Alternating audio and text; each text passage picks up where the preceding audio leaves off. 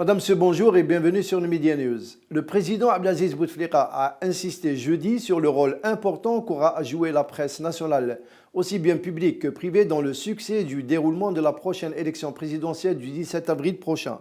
Le président a souligné, je cite, qu'au regard du rôle majeur de la presse nationale, aussi bien publique que privée, dans la réussite de la prochaine consultation à travers sa contribution à la création d'un climat propice à la libre expression du choix des électeurs et des électrices, j'attends des médias publics qu'ils fassent preuve de rigueur professionnelle et de professionnalisme en vue de garantir un traitement équitable pour tous les candidats, tant lors de la campagne électorale que durant la phase qui la précède.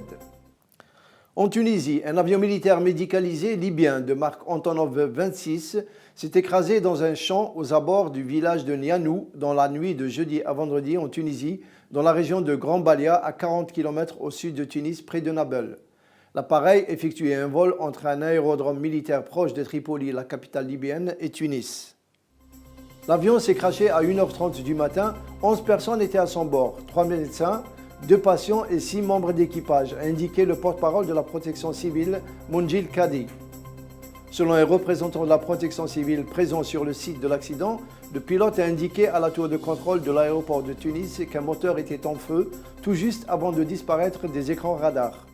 Le ministre des Affaires étrangères algérien, M. Ramtal Mamara, a souligné jeudi, lors du 25e anniversaire de la création de l'UMA, l'importance de la politique des États membres à construire le Maghreb arabe et de mettre de côté les divergences et les sujets à controverse dans l'intérêt d'une action commune pour rebâtir l'union du Maghreb arabe.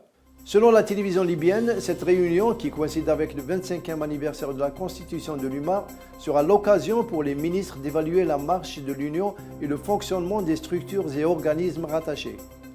Les ministres vont examiner les voies susceptibles de redynamiser le travail de l'Union et d'échanger sur les différentes questions régionales et internationales qui intéressent seulement la région.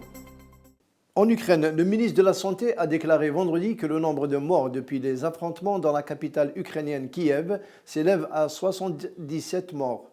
Le ministère de l'Intérieur, quant à lui, avait annoncé que 13 policiers ont été tués et 565 blessés lors d'affrontements avec des manifestants. Le ministère de la Santé publique a indiqué que 571 personnes ont bénéficié d'une assistance médicale, tandis que 363 ont été transférées vers des hôpitaux. Dans le domaine diplomatique, la Grande-Bretagne et l'Iran ont rétabli jeudi leurs relations diplomatiques directes.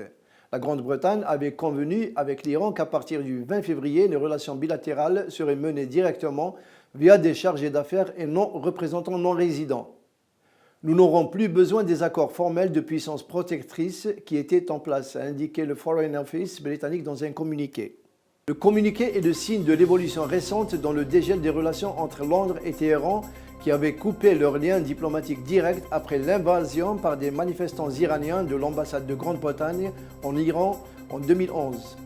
Après l'incident, la Grande-Bretagne avait rappelé ses diplomates d'Iran, fermé son ambassade à Téhéran, ordonné la fermeture immédiate de l'ambassade iranienne à Londres et expulsé tous les diplomates iraniens de Grande-Bretagne.